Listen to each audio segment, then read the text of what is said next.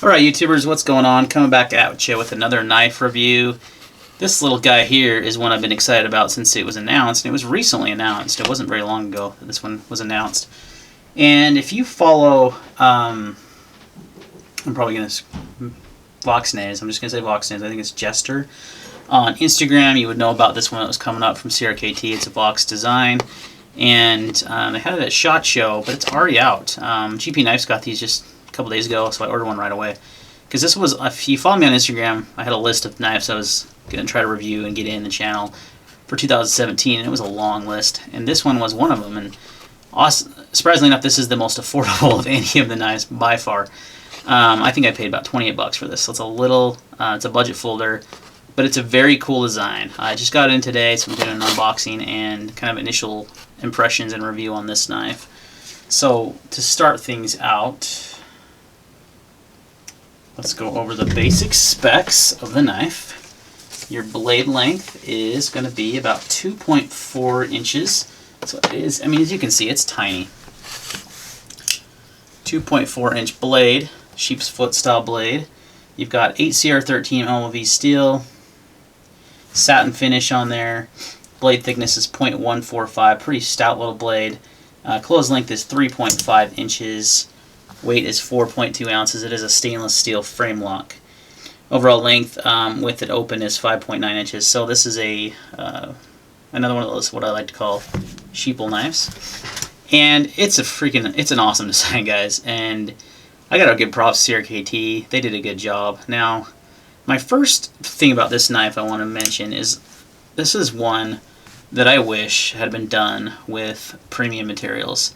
Titanium, nice steel like S35, somewhere around there. Heck, I would have even taken a VG10 BD1 over 8CR13, but this is kind of what CRKT does. They're a budget knife company. They only made one knife, I believe, in the longest time that had premium materials, and I don't think it was even made by them. This is one of those designs that I really wish would have gone to Viper knives or to Vox and Anzo's brand Giant Mouse knives. You know, I would have liked to see that produced there because the design is exceptional. It is awesome. This is one knife you look at and you're like, that thing's teeny. How is that going to fit in my hand? Then you open it, and that choil, and the forward choil here, and then the finger swell here, it's just perfect. Let me zoom out. I'm like way zoomed in. I just noticed. There we go.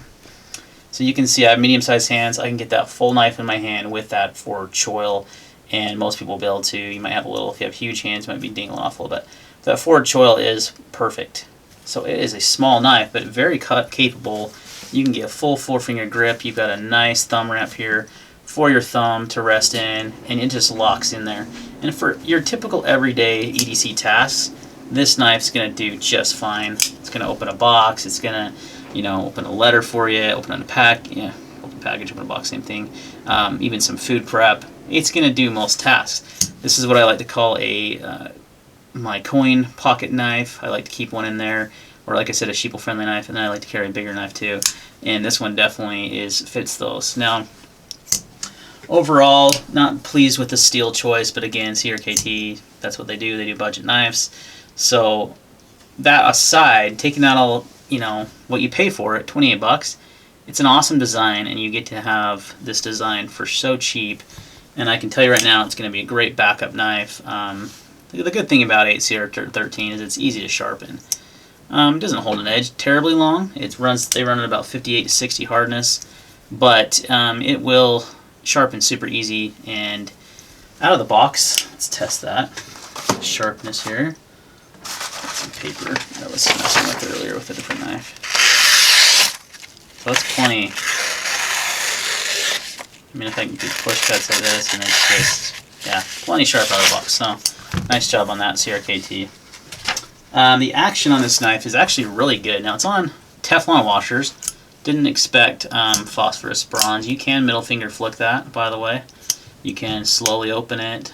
You can use the thumb hole with your thumb. Again, the middle finger. It's smooth. It feels nice. The good thing about Teflon is sometimes Teflon washers can be very smooth. I have a Kershaw with Teflon, the CQC 4K XL or whatever, and it's one of my smoothest knives that's on Teflon washers. So good action on there. Pocket clip is reversible, only on for right hand carry, tip up or tip down. I switched it to tip up because I don't like tip down.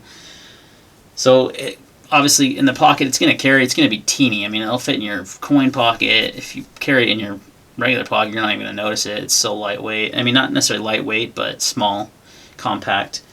The ergonomics, like I mentioned, with the design of this knife are freaking awesome. It is super comfortable in your hand. There's no hot spots. You can grip down on this thing hard if necessary. With the stainless steel frame lock, you're not going to have any lock stick. It's not going to move on you. So that is one advantage to stainless steel. So ergonomics are great on this one. The design of the knife is, like I've already kind of raved about, awesome. So well done by Voxnaes. Just perfect. What a great idea. You know, let's make a really small knife, but let's make it get you a 4-finger grip with that forward choil. No big deal. Easy to do. Very good design. I like it quite a bit, if you can't tell. Nice. Just really overall, just a great looking knife too. Just a really cool looking little folder. Fit and finish is good for the money. You know, it's 28 bucks. Can't expect a ton, but it's good. I mean, there's no blade play. There's no up and down or left to right blade play. The lockup's actually pretty early, but like I said, that shouldn't move. No lock rock or anything like that. The stainless steel handles are, you know, nicely finished. I'm not sure if the backspacer is aluminum. It looks to be aluminum. Could be stainless, but I'm guessing that's aluminum to save weight. You know, for 28 bucks, it's a good fit and finish. You got to take that in consideration. Cutting ability, it's going to be good for your typical EDC tasks. It'll do fine with food prep, but it'll be it's kind of more of a utility knife shape, so it'll do great for boxes and things of that nature. So it's definitely a good backup knife, or something that just for your typical EDC tasks. Like for me that works in an office environment, this knife's going to be more than capable of what I need to do. Value, I mean, heck, you're under 30 bucks. You're not getting premium materials, but you're under $30. This is a knife that everyone can afford, and it's one of those budget ones that, you know, I will look past the materials used and the steel, because the design is so great and the feel is really good, and the action's good, you know, and then the price. I mean, come on. So definitely a good value. Overall use, again, would be your typical EDC task, everyday carry knife. Not really an outdoor knife, not really, you know, tactical folder in any way, shape, or form. Definitely just a typical EDC knife. Now let's do some size comparisons here. This is the James brand Chapter, or not Chapter, the Folsom. It's going to be larger by quite a bit. And the Benchmade Mini Grip in the Ritter Grip, an M390 steel. Side-by-side comparison there. So as you can see, it's definitely small. It's probably the smallest knife I own, yet it doesn't feel terribly small because of the forward choil and just how well it fits in your hand. So just an overall great design.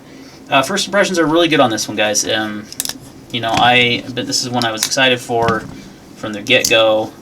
Again, my only, I don't want to call it a gripe, my only, I guess that is a good word, gripe, is I wish that this would have been utilized with better materials than stainless steel and HCR13. Heck, I would even mind the stainless steel handles if the blade steel was better.